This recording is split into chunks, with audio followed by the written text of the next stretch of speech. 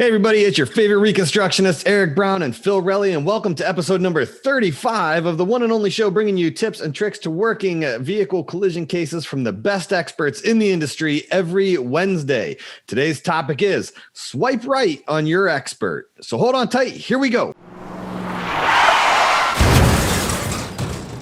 Before I finish this intro, another life will be lost to a vehicle crash, and the $500 billion economic impact of vehicle crashes will only keep growing. Are you an attorney, expert witness, police officer, or insurance adjuster in charge of negotiating, investigating, or litigating vehicle collision cases? If so, then you're in the right place. The Expert Angle podcast was created for you because we believe that the industry must evolve, grow, and get better daily. And the only way to do that is by building the best team of experts possible to ensure that these crashes are handled efficiently, accurately, and honestly in order to get justice for the victims. We're Eric Brown and Phil Relly, and this is the Expert Angle. Welcome back to the show, everyone. This episode of the Expert Angle podcast is brought to you by Virtual Crash Accident Reconstruction Software. If you are tired of having to purchase, upkeep, and run multiple programs during an investigation, Virtual Crash is the cure. With Virtual Crash, you can build 3D environments using your actual scene data. You can simulate, animate, and create awesome visuals. You can also use the new momentum analysis tool for vehicle motion. Basically, Virtual Crash is the complete accident reconstruction software solution. Visit vcrashusa.com today to download your free trial or schedule a live one-on-one demonstration. Phil, man, are we excited today? Because we have our second favorite attorney on the show. You know who our favorite attorney is? Everybody else. Well, I don't know. If you're going to call second favorite. Yeah. She's already second favorite attorney is about to leave the room. Right? I'm just kidding. So we have Jessica Bacon. Welcome back to the show, Jessica. I would do your intro again, but I think everybody knows you because you've been on the show once and you've been a guest host on the show, which is amazing. I have. Happy to be back. And I was going to have you guest host this one, and I thought me and you could interview Phil, but then I was like, I don't think people want to hear from him as it is. So probably not. Yeah, but no, this is a great show, and it's a great show to follow up on because we did one with Melissa Day, who was a prosecutor. She talked about, qualifying your expert and how to get them through all that. And so Jessica's going to kind of pick up from the end of that. And we really wanted to sit down and talk about how you get the most from your experts during testimony and in the courtroom, because you do a great job getting people in front of the jury and have just absolutely slayed it in court, getting juries and judges and everybody else to like your expert and really get the most out of them. So I thought this would be a great little episode to bring on for the people and present. Sounds good. Let's give the people what they want. Woo! All right. So I guess here's the first thing. And Melissa talked about it, what she does. And, but everybody does things differently. And there's a bunch of different perspectives out there. So I guess my thing would be, what's the first thing you do? Let's start here with how do you get the jury and the judge and everybody in the courtroom to love your expert? I know it's hard with like Phil, but like if you had a good expert like me or something, no, I'm just kidding. Right. Well, I think it starts from the very beginning when you're choosing your expert, because you don't just want to choose an expert who's going to give you the conclusions you're looking for, but you need to choose an expert from the beginning that is easy for the jury to like. And that's why it's important. And I talked about this in the first podcast. It's important to meet with your expert face to face at some point. And now, with Zoom and everything, that should be really easy to do. You want to meet with them face to face and just see how they come across, not behind their computer, not on paper. How are they coming across as a person? And do they come across in a way that the jury is going to be able to relate to? You have to, have some charisma to be able to, persuade the jury and be able to get the jury to want to listen to what you have to say. If you just, come on the stand and, go through your qualifications and, you're monotone and you start to sound like the Charlie Brown teacher, then the jury's not going to listen to you. they're going to zone out, and what you have to say is extremely important, in the case. I think you need to, select an expert that comes across to a jury as confident, so that they can, teach the jury. You want to be talking to the jury and teaching them, just like you would, that's right. You guys, you teach Reconstruction as part of your job. So should be easier, for you guys probably than a lot of other experts, but talking to them in a way that you're educating them. You're not just telling them these are the conclusions, and I think attorneys need to start earlier in their case with getting the jury excited about their expert. Give them a preview. Show them. You're showing them a trailer almost in voir dire and in opening, and getting them excited. Like, oh, this is the guy we heard about. Now it's time to see what he says. It was weird the first time I ever testified for Jessica in court. And when you get called in, the bailiff comes out in the hallway and they're like, Mr. Brown, they're ready for you. And they opened both the doors, and she had a fog machine going, and it was like the Chicago Bulls intro music playing on her 1980s boombox. It was weird because I kind of did that run in, and you high five all the jurors and everything. And yeah, she really built it up. It was are a smoke show. What can I say? It was pretty neat to see. I was like, he's a smoke and mirrors show. That's for sure. No, and I think you really hit it on the head, and because in all honesty, and we do the same thing from the expert point of view. So for all the experts listening, this is very important for you guys too. Like when we talk to an attorney, the very first conversation I ever have with an attorney is just a rapport building conversation, because you either have a dynamic with the attorney or you don't. You know what I mean? And it's the same thing as our testimony from the expert is only as good as what the attorney asks us, talks about, presents, things like that. And you guys really lead the show. And so I think for the attorneys, that's important to hear is, your expert is going to feed off of your energy. And if you go into court and you're just like Ben Stein, and you're just, so Phil, is it true that you investigated this crash? You know what I mean? Like Phil's going to be like, yeah. Yep. And it's really hard to get excited when you have that in the courtroom. So yeah, I think you hit it right on the head. You got to have that conversation with your expert up front and just get to know each other. Right. Because you want it to be, and I know we'll talk about trial prep and stuff, but you want it to be conversational, when you're on the stand. And the best way to sound conversational is to have had multiple conversations, Yep. And so for all you guys that are listening to the show, I'm going to give you a little insight here on public speaking. So for people that present on stage or speak in public or do any kind of sales, because I come from a sales background, and, there's 4 things that build rapport with people. So when you're on the phone, literally, this is what I judge attorneys on when I talk to you guys on the phone. Is do you use, it's an acronym called FORM, family, occupation, recreation, motivation. Do you talk about any of those 4 things? Because talking about the weather doesn't ever build rapport with anybody. That's not actually really good communication skills. Good communication is around talking about family, what you do for a living, what you do for fun, and your motivation. So what drives you?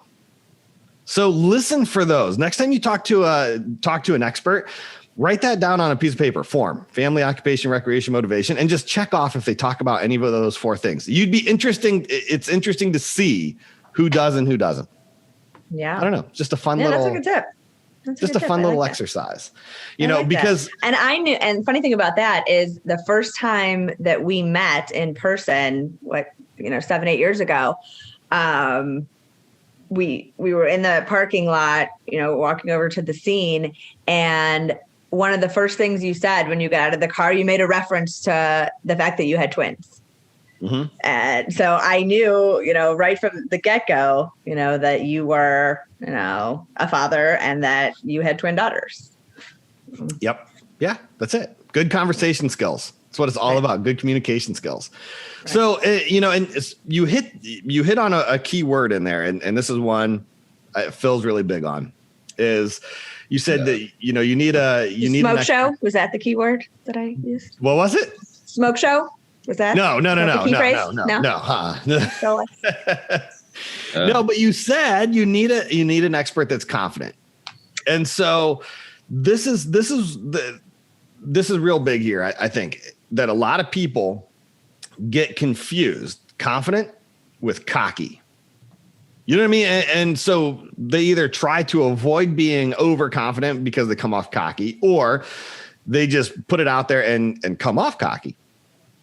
Right. I don't know. So what's like when you say that, what's the difference and how can you see the difference as the attorney when the expert comes in? I mean, can you tell a difference or do you see a difference between confidence and cocky in the courtroom? Oh, sure. And I think, with our own experts, that's the fear. The fear is that that they're going to come across as cocky and they're going to lose the jury right away because the jurors are judging everything and everyone. So I think it's an important distinction. And I think the distinction lies in when I think confident, I think you know that you are well educated, that you did a complete and thorough investigation. You know that your conclusions are right. You have that knowledge or you have that confidence based on your knowledge and your experience, and I think that's confidence. I think cocky is when you know all that and you shove it down everybody's throat, and it becomes condescending.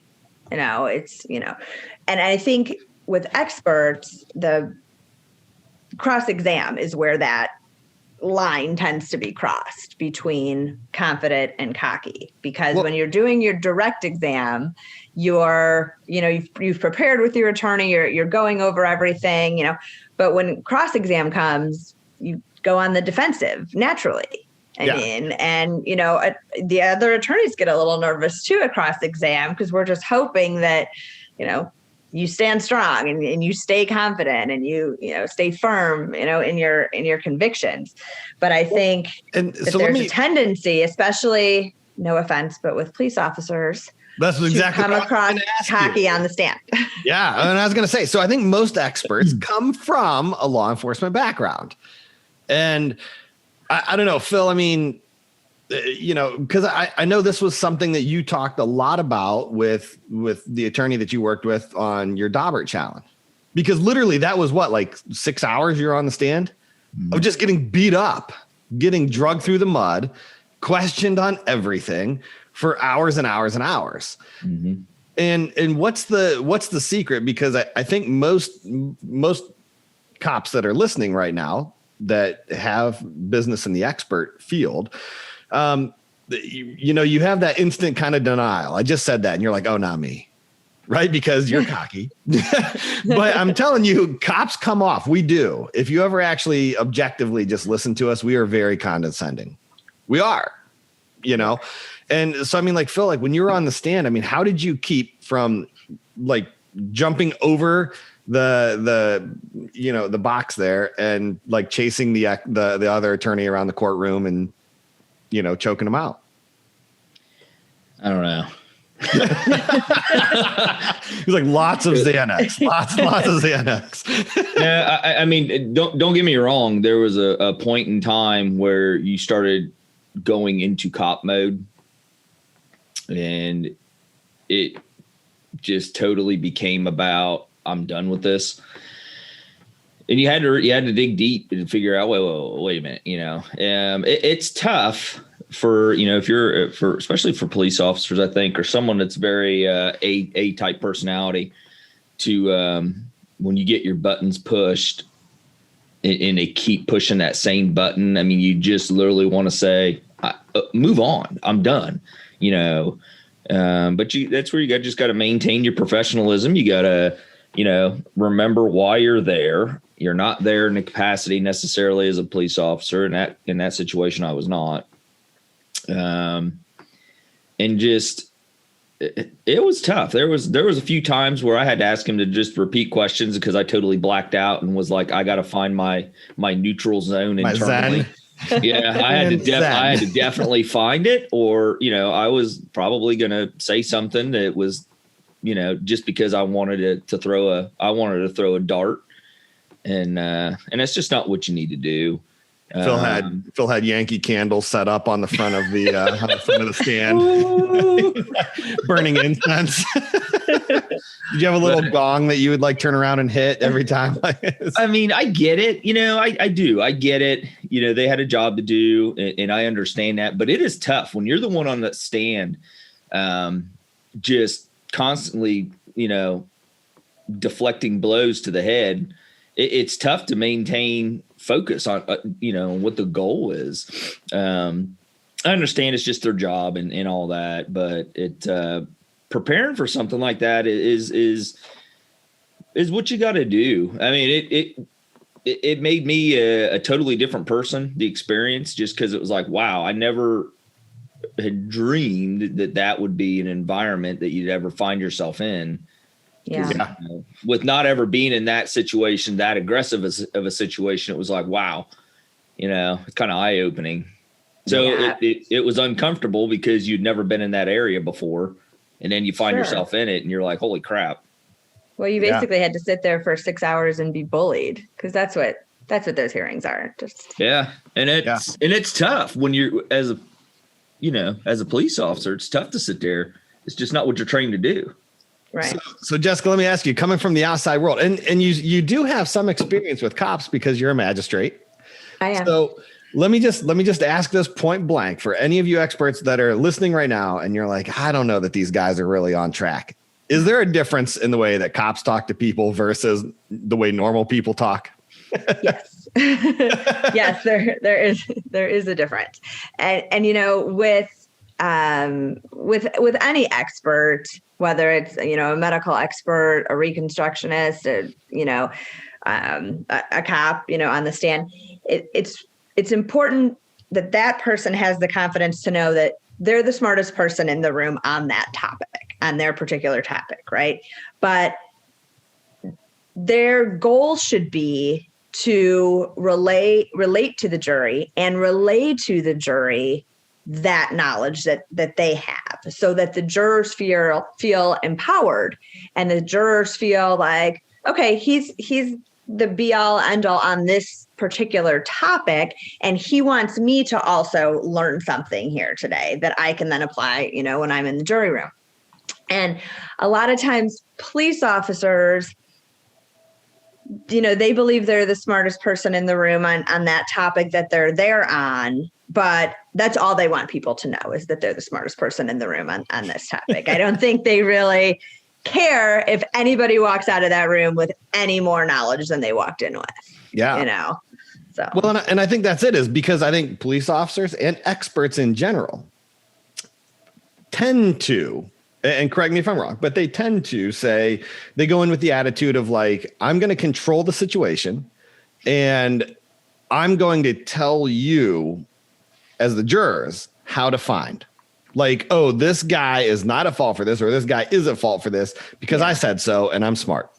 Right. Instead of, and I love that you kind of said this, instead of approaching it more like, you know what, I'm going to empower you to draw your own conclusions based on the tools I'm going to teach you to come to the conclusion, which I believe is going to be consistent with mine. Right. But here's the thing, too, with police officers especially, is 99.99% of the time we're testifying in a criminal world where what we are testifying to is the elements of a crime. Mm-hmm. Right. So it's strictly based on establishing the elements and so on. And it's very, very, very straightforward. It's very, very, very bullet pointed. Your opinions don't play any role in the criminal investigation testimony because you're only setting the basis for the elements to be satisfied in order to establish the probable cause and so on. And right. Like in domestic violence, your opinion doesn't matter. And 99% of the time, that's all you're testifying to.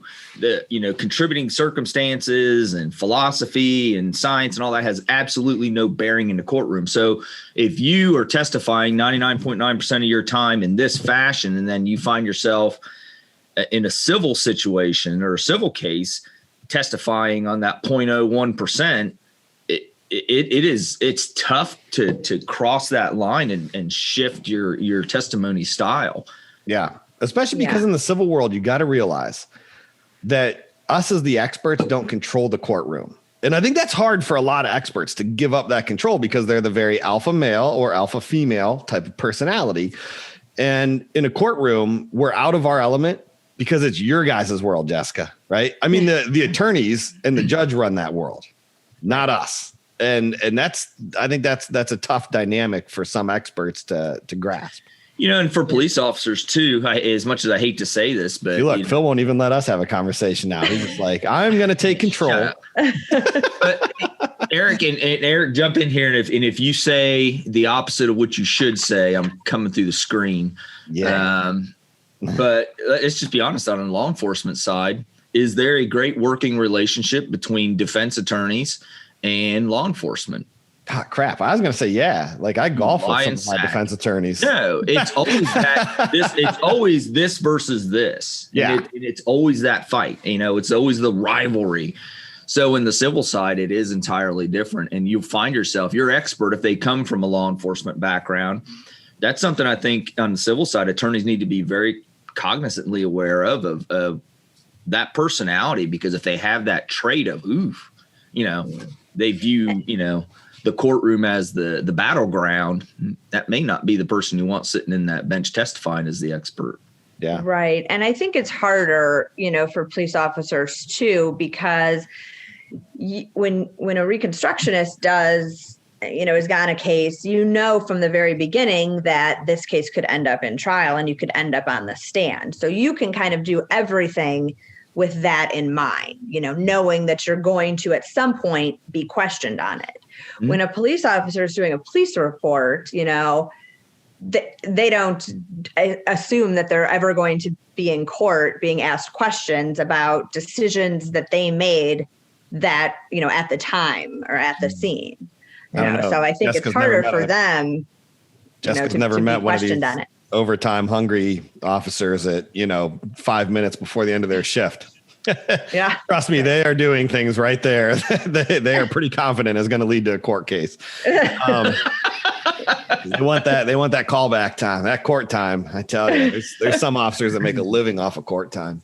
But no, and so I would say, so then what's the secret here? Because ultimately, what that previous little tangent that we kind of went down led into is jurors and ultimately the judge getting pissy with your expert. Okay, so how do you keep the other side, as the attorney, whether you're on the plaintiff side or defense side, how do you keep the other side from beating up on your expert, putting them on the defensive so bad, or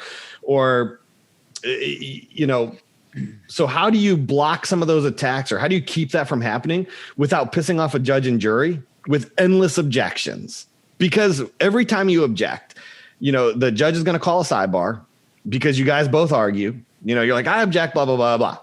Then the other attorney's like, well, their objection is BS. I mean, in nicer terms, sometimes, because blah, blah, blah. And then the judge is going to say, all right, everybody come up here.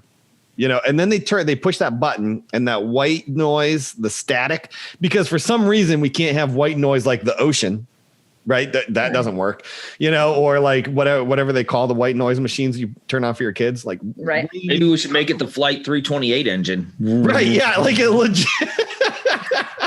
Like it legit is just static, and they play that for the jurors, right? And it gets old at, every 5 minutes when they turn that on, and you got to have a sidebar. And so how do you keep the other side from beating up on your expert without doing that over and over and over again? Mm-hmm. Right. So clearly we can't, control how the other attorney decides to act. We can only try to control how you respond to it. And it still goes along with, being confident and having, good trial prep, in the sense that, you shouldn't give them anything to beat you up on. Address things, the attorney should address things in direct with you that might be kind of like the smoking guns or the points that a defense attorney is going to try to beat you up on. We want to take the wind out together. We should take the wind out of their sails from the get-go, on direct. And as long as you guys remain confident in your conclusions, they shouldn't really be able to beat you up. Defense attorneys love to say, well, isn't it possible that everything could have happened the complete opposite way that you're saying it did? Isn't that possible? No, it is not. If it was possible, that would have been in your report. It's not possible.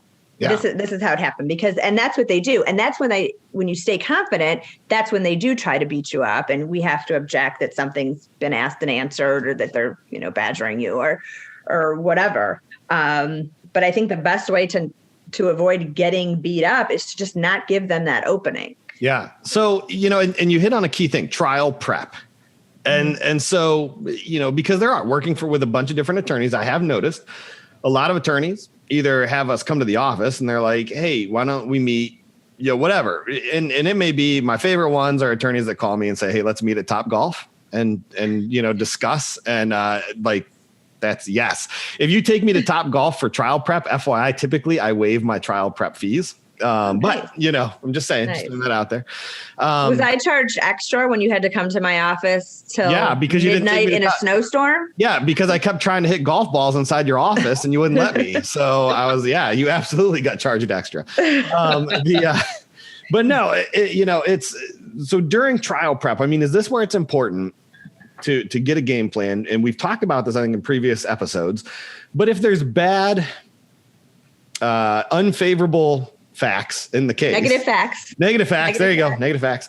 Are those things that you want to bring up and talk about before the other side gets a chance? Yes, absolutely. That's extremely important. And also, during trial prep, we would go over if there's an opposing expert, so that we can address in your testimony everything the other guy is going to say, and why he's wrong and why, you're right, in a confident, not cocky way. But I think it's extremely important when you're prepping for trial to prep the direct exam of your expert with your expert, or at least go through an outline with them to make sure that they know what kind of answers you're looking for with the questions, because we're not allowed to lead you, on direct. So I can't, ask you a question, you give me an answer, and then I can't say, were you done? Is there anything else you might want to say as part of that answer? Anything out? We can't do that. So. Are you sure you didn't use the momentum formula to calculate the person's speed? Right. Do you want to tell us more about why they were in the right lane and how you might know that? Yeah. So I think prep is important. And I mean, you've always done that with me for our trial prep. We've gone through and, outlined your direct testimony together so that it, one, keeps us conversational, but two, lets us kind of get, in front of what a cross-exam is going to be like. I, ask you about, did you go to college? Because not having a college degree, if they're the ones who get to, talk about that, then right. The jurors might be, put off by that, from the get-go. That's why, setting you up to talk about your military experience and everything, right. I felt it was a really good thing for us, for the jury. And, in that trial, I think the only objection that the defense made that was overruled was when they tried to object when you were talking. The judge was just so enamored with you. She just, and that's it, because we, and we know, I mean, especially, when a Reconstructionist goes against an engineer, the college education, is going to come up. I mean, let's just be honest, because typically engineers have a master's degree or a doctorate in a lot of cases. And a lot of your Reconstructionists are police officers who aren't going to have degrees, or if they do, it's in criminal justice, which, let's just be honest, criminal justice is literally the liberal arts degree of the police world. It's really not good. That's also what my college degree is in. Liberal arts? Criminal justice. Oh, so I was like, I mean, yeah, but yeah, it does. It goes a long way because you bring it up first and you're like, well, did you ever go to college? You know what? Yeah, I was, because I was enrolled in college to be a pilot. That was actually going to be my degree. And I was attending Kent State on September 11th when 2 planes, you guys may have heard about it. 2 planes got flown into the World Trade Center. Right. And at that point, instead, I left for the Marine Corps and I spent the next couple of years fighting for our country in Iraq. And then like most attorneys like, oh, because if you're going to continue to beat me up on that, I think a lot of jurors are kind of sympathetic to that. Sure. Sure. I don't know. Yeah, for sure. And I would think, and you just mentioned, a comparison with Reconstructionists and engineers. And I know you guys have talked about this on previous shows, but I would think it would be, fairly easy to, distinguish your testimony from that of an engineer. Like, I would love it if I had, if we had a trial that I had you on my side and there's an engineer, on the other side. Yeah. And, and that's true because it could go either way. So if you have a crash and you have the Reconstructionist, it's preferable. But if you have like a product failure or something like that, then obviously, you're praying to God that you have the engineer and the other side just hired a Reconstructionist, because they're 2 very different things. And so when you talk about that education background, I think that's where it becomes important, because an engineer's whole education, think about that. Like if you're dealing with a product failure case, and like, because you do a lot of asbestos cases and stuff like that too. Right. So you hire asbestos experts, I'm guessing, typically, right? I mean, like, you don't hire, a general laborer. Right. You hire somebody that's specific in what you do. And so the same is true here. I mean, if you have a product liability case, you're going to need an engineer. These are the guys that design the cars. You know what I mean? Right. Like, they learn about vibration and products and how to design and CAD and manufacturing principles and computer program. I mean, they learn all of this stuff. Like, you have to have an engineer for that. I'm telling you, as a Reconstructionist, that is outside of our wheelhouse. Like, you're not going to hire crash tech. We are not going to take a product liability case for the argument that the design of the car was wrong, if that makes sense. Yeah. We will take and do, and this is the best case scenario, the at scene portion. You know what I mean? Like, we will investigate the crash and do the speeds and do all this stuff, and then give that to the engineer and let them use the findings from the scene to now talk about, how the product failure, stuff like that. So, I mean, the education background is so important because there's very distinct differences. Engineers, even if they've gone to Reconstruction training, engineers, I still maintain, are not Reconstructionists in the fact that they have never been on the scene of a live crash, ever. Right. Ever. Right. Like, and I don't know. I mean, as an attorney, is there a difference? Is that something that needs to be pointed out to a jury? Oh, yeah, of course. And, and that's what I was saying with attorneys, with it being important to start building up your expert before, you testify, in opening and when you're on the stand, plaintiffs, we get to go first. So having you on the stand, we can talk about, hey, tomorrow the jury's going to hear from Mr. Jones of this, Mr. company. Jones and me. I don't know. Is that how that song goes? That was terrible. But isn't that how he kind of sings it? I think he sings it kind of. No, he does not. All right. You know what? I'll bleep that out and put the actual song in. Fun fact about him. He has never sung that song live the same way twice. Really? He does a different arrangement of that song every single time it's performed live. Yeah. No kidding. Oh, other fun fact. They just remastered Rick Astley's, Never Gonna Let You Down song. And it's amazing. The remastered version is so good. Listen to it. Download it today. It's on Amazon. Fun fact, this podcast has been derailed, brought to you by... Whatever, man. Whatever. Okay. So anyway, what I was saying about Mr. Jones. Yeah, tomorrow you're going to hear from Mr. Jones. Yeah. If there's a real Mr. Jones who is an engineer, this is not about you. So now I don't even know what I was going to say. Oh, yeah. So with you on the stand, if we know that Mr. Engineer is going to speak the next day, we can address that with the jury, way in advance of him even talking. We can say, the jury's going to hear Mr. Jones tomorrow and hear about his conclusions and his findings. And, do you have an opinion on those? And then you can come in and say, in a confident, not cocky way, you can come in and say that, well, he's an educated guy and whatnot, but, he wasn't there. He's never been on a crash. He's never, all of that. So. Yep. And Phil, I mean, dude, you experienced that firsthand. I mean, you had a crash where you were working the scene and the other engineer was there at the same time. And you always say, because he spent almost the entire time asking you what every mark on the roadway was from. Mm-hmm. Yeah. But it does. I mean, guys, it makes a difference. So, and it was, that's actually when you talk about that crash or that case, it was interesting because when we kind of shadowed each other for an entire day. We started out at the inspection yards, and it was interesting to watch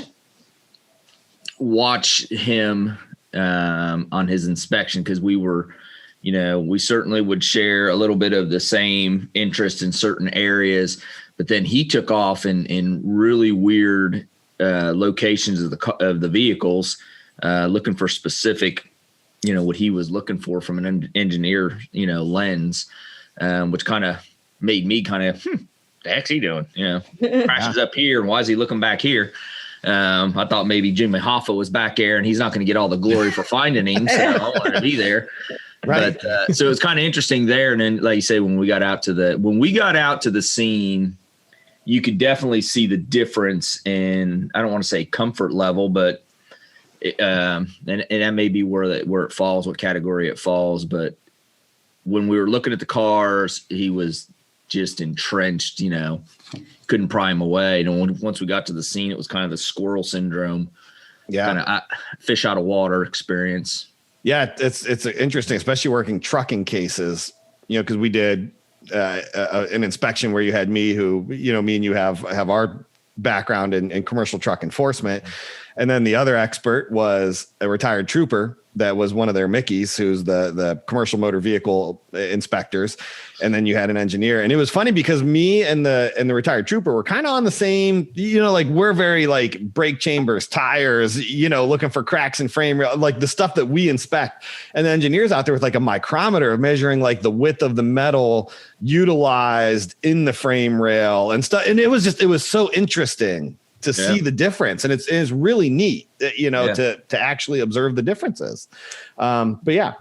So, all right. So Jessica, now that we've gotten completely off topic, let me ask, so we've talked now about prepping for your trial, and you hit on this, right? So to keep your expert from getting beat up on, right? You say, be confident, not cocky. Right. Okay. Right. But so ultimately, and we're going to have to, I don't know if we're going to have to bleep this out or not, if this is going to meet Apple standards. But for the most part, I think to sum that up, basically what you're saying is put your balls out there, right? Yeah. I mean, to be blunt about it, or, the female equivalent, I don't know. But, I don't know. Yeah, whatever. I don't know. So, but I think that a lot of experts get scared doing that, because they're afraid if they commit to something that they're going to get backed into a corner. And so the easiest thing I can relate this to, hopefully, because I think a lot of attorneys are fans of theater, is if you've seen the show Hamilton, right? And Aaron Burr is a big part of the show. And all throughout the entire, almost kind of the subplot of the play is Aaron Burr never commits to anything. He is the king of non-committal. Right. You know, and in fact, that's the advice he gives to Hamilton. Never let him know what you're against or what you're for. Yeah. And ultimately, that's what leads to Hamilton endorsing Benjamin Franklin for the presidency. Is, you know, he's like, even though I don't agree with Ben Franklin, he has convictions and beliefs, and Aaron Burr has none. Right. You know, and so, like, how do you be brave and put it out there without being afraid of getting backed into a corner?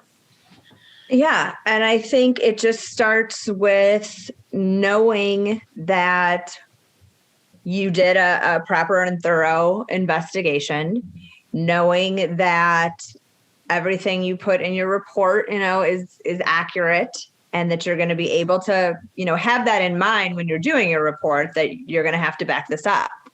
And like I said before, you know, when you get that defense attorney question, you know, but is it possible that, or how can you be so sure? No, it is not possible. It didn't happen that way, you know, and they're going to, you know, if they say that Mr. So-and-so is coming in to speak and, you know, he had different conclusions than you, are you saying he's wrong? Yes, I am. Like, and there's a way, you know, to do that and not sound cocky. Don't say, you know, you should listen to me, jurors, because I'm better than him or whatnot, but just stick by it. Don't leave room, you know, for possibility, because if they start going down this path, if they don't get the answer that they want, then, you know, that's when we object and we say asked and answered and move on. You know, if you give them a little bit of room, you know, they say if you give an inch, take a mile, or whatever, however that goes.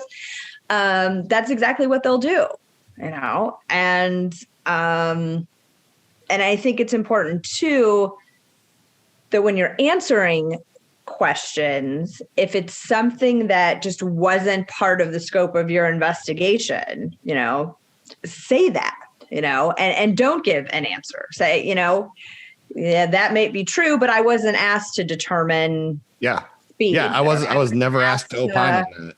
Yeah. Yeah.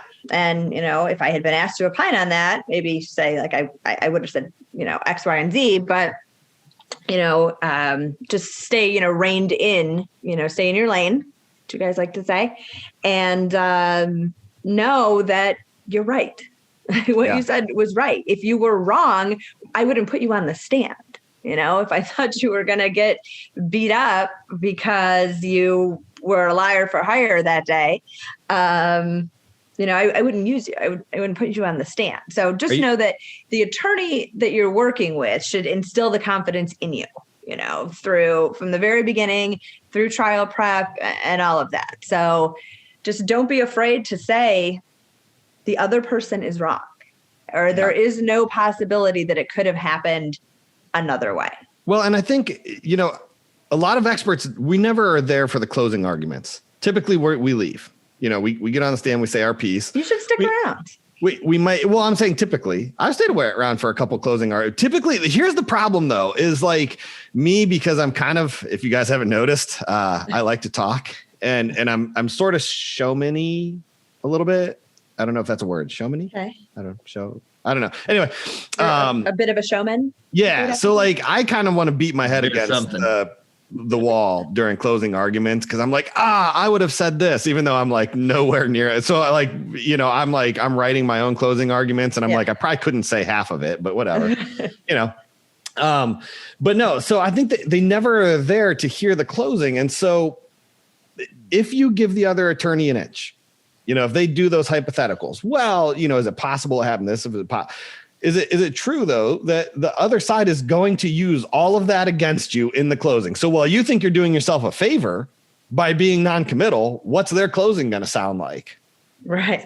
That's the only part of your testimony that they will recite back to the jury, you know, is when you said, you know, it's possible that, and I understand there's a different burden of proof when you're talking civil and criminal. So, you know, in a criminal case, there just has to be that, you know, 1%, you're making them question it, you know. In civil cases, we just have to prove that it more likely than not, the crash happened the way that we said it did, the way that you said it did.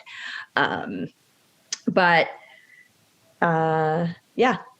So I guess the question then, where's that threshold fall at? Because me and Phil talk about this a lot when we do peer reviews. Okay. And like, say we calculate our speed. Or argue. Yeah. Well, you're being really nice right now. Let's just call it we have a spirited discussion about yes, this. We do. So, but no, so like we calculate a speed range of 35 to 40 miles an hour. Okay. Let's just say hypothetically. And the other attorney's like, well, is it possible? Because my expert calculated a different speed range is 41 miles an hour. Is it possible they could have been going 41? Because, and I think a lot of experts would hedge on that, and they'd be like, because they don't want to argue over 1 mile an hour, right? So they're going to be like, I guess it would be possible, right? But then tell me, isn't the attorney, as an attorney, wouldn't the next question you would ask would be, well, then would 42 miles an hour be possible? Yeah. Oh, yeah. Okay. So what about 43? You know, and all of a sudden the speed range now has gone, because at some point you as the expert are going to draw the line in the sand, right? Yeah. And you're going to be like, no, that's unreasonable. Oh, okay. Right. So 47 was reasonable, but 48 is unreasonable. But now what you've done is you've created a speed range of 35 to 47. Right. You know what I mean? Like, and it just draws into question everything you've done now. Right. So just, Yeah. And when you that's why I said, when you put things in your report, you know, you're putting them in there for a reason, you know, and in that hypothetical, the reason is because 35 would be the lowest number and 40 would be the highest number, you know, and here's why, you know, and that's the thing. I mean, as long as you're able to back it up, right. You know, it's like that Kid Rock song, Cocky. I'm not going to say the exact lyric here, but he says, you know, it's not bragging if you back it up. Right. I think you have to sing it. I sing for you guys. I think you have to. Oh, no, you do not sing. Offend. But yeah, so, you know, and that's it. You know, so when they say, well, okay, so you calculated 35 to 40, is 41 possible? Is it possible that your client could have been going 41? Based on my analysis, no. Well, and that's what, you know, a lot of spirited discussions that Eric and I will have. And it may be someone else's report we're looking at. It could be, you know, another agency. It could be, you know, where another agency is throwing a report our way to look at, or it could be another whatever. And we'll debate that very heatedly sometimes about it, you know, is the ranges that the individual looking at and came to and the background variables they used. Does it make sense? Does it match? Does it fit? Does that piece of the puzzle really fit? Or is it a piece that's just off a little bit? And that's where it's going to be important for the expert that's testifying, whatever they committed to in writing in their findings, they better be comfortable 100% that what they used is the best puzzle piece for that. Because if they just are throwing numbers at it because, well, this is what the book says from here to here, and I'm going to blanket apply it, that's going to come out in testimony. If the other side, the counsel for the other side is worth their salt, they're going to catch that. Yep. You know, because you guys have seen it. You've seen, I guarantee, you know, Jessica, you've seen over the years, the same numbers keep coming in over and over and over and over. And you're going to start catching on to that. Man, it seems awfully strange that in every state in the United States, it's always 0.7 to 0.8. Wow. Why is that? You know, when really, you know, it's not. And it's stuff like that where that whole, is it possible that it could have been 41 instead of 40 really comes into play. That's probably somebody that knows what they're looking at. Yep. Yeah. And I think the funny thing about you, Phil, I think the most confident I have heard you in response to someone saying, is it possible, is when you're telling me that something is not possible. Like, you're super strong with me. Is it possible that the driver could have seen that person laying in the road in all dark clothing? No, Jessica. No, it is not possible. Like, it is not. Like, you're very confident when telling me something is not possible. So I would assume you're the same way on the stand. I was just going to say, in his explanation, if you noticed, he said, you know, and maybe it's because you just celebrated a birthday, Jessica, but when Phil said, don't remind me. Did you right? But did you hear Phil the way called me he on my goes, birthday. But did you hear what he said though? He said, in all of those years, Jessica. I mean, he really put a lot of emphasis on that. I think that was a dig. Yes. Well, you didn't call me on my birthday. Phil did. I was giving credit to the experience that Jessica has in all of her years. Oh, shut up. More years. I have the same birthday as your daughter, right, Phil? Yeah. Who are we'll have to talk about that off this podcast. What a strange. My advice to every parent out there that's listening: go to your local area of vital statistics. And get a copy of your child's birth certificate. Whoa. What? Interesting. Talking about derailing the podcast. Yeah. Okay. Well, before we dive down that, because we'll talk about that after the show. Yeah. Just ask you then. So it's funny and not funny all at the same time. Oh, geez. Okay. All right. There's a reason that I make that recommendation. All right. Well, we're going to talk about that after the show. But what we do need to talk about for our listeners, Phil, one piece of advice. All right. Testifying in court as an expert, you speak to the experts. Jessica's going to speak to the attorneys. Okay. As an expert, how do you get the most out of your testimony every time for that attorney? It's working with the attorney. You got to be aware of what, as a expert, what's your experience of testifying. Not only as an expert, but as an individual, period. If you're a police officer, how many times have you been in the courtroom and how comfortable are you sitting in front of or sitting in a witness box? But you need to know your report in addition to knowing that scenario inside and out, and be confident in your report. Know your numbers, know where they came from, why you use those numbers, and be able to stand behind them. Because if you're not confident in your findings, or not necessarily your findings, but maybe some of the data that's used, or you pushed a boundary too far, that's going to come out. It's going to be evident. So, don't be overreaching, because at the end of the day, you're trying to convince a jury that is probably going to catch on and be like, wow, that just doesn't add up. And if they're catching on to that, I guarantee the other side is. A panel van going 10,000 miles an hour, they're going to catch on to that? That was a special van. Okay. Yeah. Or in my case, motorcycle going like 500 miles an hour. They just left it dead. It happens. I'm telling you, it happens. Man, I want to know what Toyota builds the side of that Prius out of to take like a 500 mile an hour impact with like a scratch. That's why they're rated. That's why they got a 5-star safety rating, I guess, by a Toyota Prius. So, all right. So Jessica, from the attorney's point of view, how do you get the most out of your expert? What's the number one? If you could only do one thing, what is it? You didn't know I was going to ask you that. That's a surprise question. Counselor? Prepare them well. And it's actually two things. It's one thing, but it's two things. Prepare them well, but also be prepared for potential cross-exam. Run through everything with your expert, who hopefully doesn't get defensive with you. Run through everything that the other side is going to hit on. And that has to do with knowing, like Phil said, knowing the case, knowing the scenario a little bit beyond just your individual part of it and your individual role. Because if you get an understanding for the full case, not just what you were asked to do, then you can help to anticipate what might be asked of you, on cross. If it's something in your background or whatever that's going to come out, then that's one thing, and that's addressed early.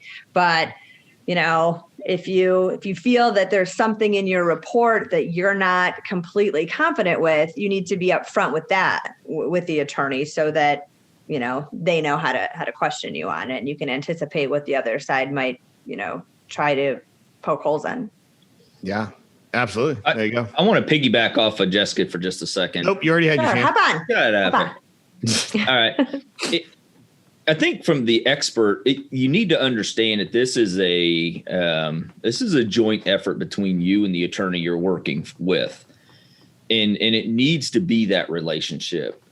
so the attorneys need to definitely work with the experts very closely, and the expert needs to work with the attorney closely. It's not this is your job, you're the attorney, this is my job, I'm the expert. Because if that is the relationship that's built, that's a failing presentation in the courtroom. Because if the attorney knows the expert well enough, or vice versa, then they're going to pick up on the body language change. They're going to pick up on the tone change and be able to, transition to another line or dig a little deeper or so on, Yeah. And as the expert, if you don't feel that you are ready to go in or something that's digging at you, then you need to reach out to that attorney and tell them. Yep. And it's weird too, because, and here's my final thing is, I think a lot of experts and attorneys put up that wall between them, right? Because they go, well, you have to remain fair and unbalanced and impartial. Okay. So we can't ever we can't discuss a case over golf or something like that. And dude, I'm telling you that's BS. Okay. And here's why, because I think I develop a great relationship, and so does Phil, and so do all my experts. I think we develop a great working relationship with all of our attorneys. And because of that, we can be more honest with you. You know what I mean? Like Jessica, how many times have you heard us say, that's not possible?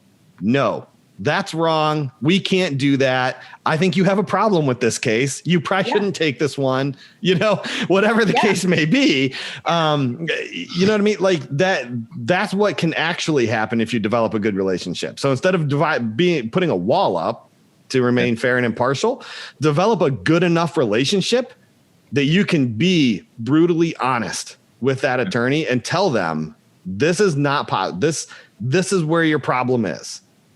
Well, and by the time you get to trial prep, your paper has already been authored. It's already been sent across the aisle. So there's no reason for you not to have that open, brutally honest conversation. If there is something ugly in the case that is going to end up getting talked about, it's better off that you and the expert and the attorney bring it up before you let the other side bring it up. Put it out there. Yep, absolutely. There you go. Well, Jessica, thank you for coming on again. Thanks, we really Jessica. appreciate it. Thanks for having me, guys. It's fun. Sorry Phil was here today. Yeah. I tried to keep him out, but he knows the password. So Stop. Well, that's going to wrap it up for the day, guys. As always, if you have a case that you want us to review for free, or you just want to connect with us, jump on over to crashtechreconstruction.com. Also, remember to follow us on Facebook at Crash Tech, the Expert Angle Podcast. Make sure you subscribe to our show and leave us a review on your favorite podcast platform, and subscribe to our YouTube channel, Crash Tech Reconstruction Services. And finally, remember to always leave your accident victims better off than you found them, because at the end of the day, everything we do is for them.